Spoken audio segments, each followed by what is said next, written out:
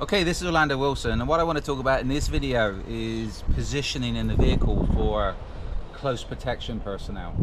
Now, I've heard many a time people saying that if you're providing close protection services, you have a driver and the CP guy, the close protection guy, girl, etc., sits in the front passenger seat. The client always goes in the back. You know what? To me, if anybody says you must do something, it's complete and utter BS. Why? Because there are no rules. There's positives and negatives to everything. A lot of it's to do with the environment you're working in, the threat, etc., and also what the client wants. I've dealt with clients over the years that wanted to drive. I'm more than happy with that. If they want to drive, best of luck to them, as long as they're good drivers. So again, you have to be as flexible as possible when you're working with clients. Now, to me, people that say the CP guy, girl, must be sat in the front seat, well, there's positive and negatives. To me, this is not the best place to be. Yeah, the books might say it, everybody might say it, but again, if you're saying this is the place you have to be, if some instructor saying that, I would say I'd question their experience, and I'd say they've done too many courses, read too many books, but they haven't operated in the real world. I've been doing this stuff now over 35 years internationally, so what we teach and what I talk about is from experience. So let's talk about here. Okay, we got the driver, we got the client in the back. What's the negatives of being here? What's the positives? Well, there's not too many positives if you ask me. Yes, we can see what's going on ahead of us, etc., but we can't see the client, we can't see what the client's up to, etc.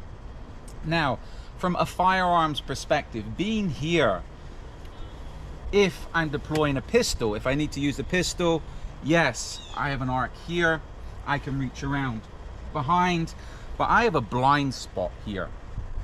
Off to this side is a blind spot. If I close the door, you just push the door too.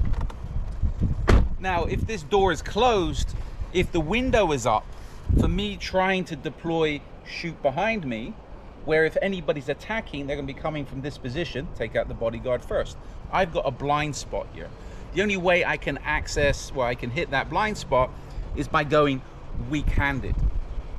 Again, as I say in all my videos, you need to be able to shoot strong-handed, weak-handed, and also one-handed. Shooting one-handed is very important. Check my video on guns in vehicles for drivers, and I always say you must make sure when you're shooting one-handed you have a strong grip. If you don't have a strong grip, you hit that pistol, you're going to drop the pistol. Drop the pistol on the floor, it's no good to you. So back to what we're talking about, to engage a target to my rear, it's going to be awkward. And again, we've got this window frame. So the only way to engage a target to my rear is going to be shooting left-handed, weak-handed, and I'm not using conventional, what could be classed as conventional pistol techniques. So that's one of the issues. Again, if you're using armored vehicles, this is another negative. Armored vehicles, you can't return fire, but that's something I'm going to talk about in another video. So as far as pistol work's concerned, you have a blind spot, which I don't like. Now, if you're using a long gun, and this is again, as you should know, this is an AK, it's very limited on what you can do. You got limited space. Again, if I need to engage off to the side, I'm going to have to go weak-handed. And if you've never shot in vehicles before, if you've not shot in vehicles, the noise, etc., I'm sure how many people are saying, well, it's going to be noisy, etc. Yeah, it is hell of a noisy, especially if you're using a K or a carbine. It's something you're going to have to get used to. And you're going to have to get used to, and you need to practice, if you have a driver in the vehicle, shooting past the driver without shooting them. Yes, it's going to be noisy, it's going to be very, very uncomfortable, but your choices are do it or die, you're going to be doing it. And this is something you need to practice. Accessing the weapon, deploying the weapon, and practicing your arcs of fire without shooting the client and without shooting the driver. Okay, let's skip back. So that's the negatives. Well, that's my opinion on being sat in the front passenger seat. Now, I'm all for being sat in the rear seat.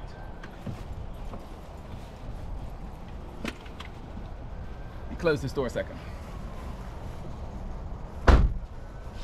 Now, a lot of CP guys will say, a lot of people will say, CP guys should not be sat in the back. Come in close so you can see. if I'm sat in the back, it's a lot easier for me to deploy my weapons. I can see clearly what's going on 360 degrees. The client is in the front. I can control the client. If there's an issue, the client can get down in behind the engine block. They've got some cover, especially if we're using unarmored vehicles.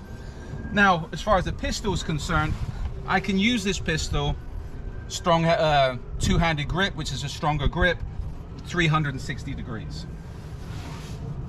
So again, it's a lot better for weapon deployment and arcs of fire. If I'm using a carbine, again, it's a lot better for weapon arcs of fire, weapon deployment, etc. But with all this, you have to practice with your weapons and be as flexible as possible.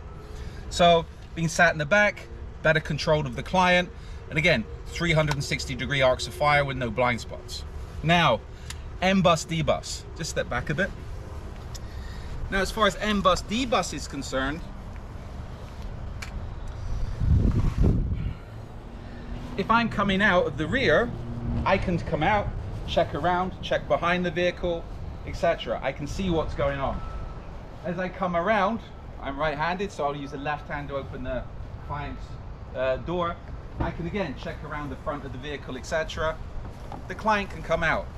Now, this door can help provide cover to the client coming out. The client here has some protection, especially if this is an armored vehicle. Even if somebody was coming up to attack the client, this door will not go this way. Yeah? So this affords the client more protection. The client comes out, etc. Okay, the doors are closed. We follow along behind.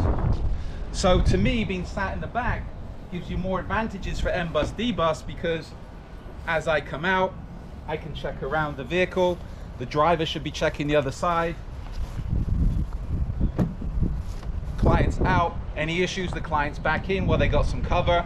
If there's an issue, that car can go. We're not worried about the back door being closed. Client's out. I close the doors and we're back off.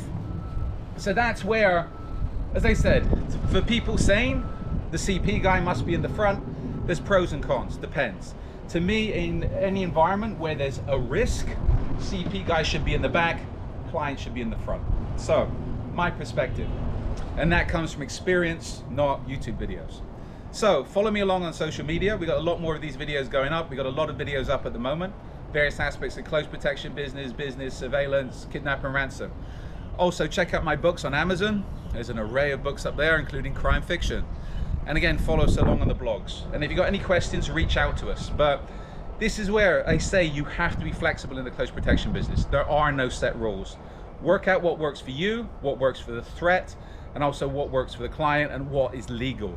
So that gives you something to think about. In the meantime, be good, stay safe, and stay out of trouble.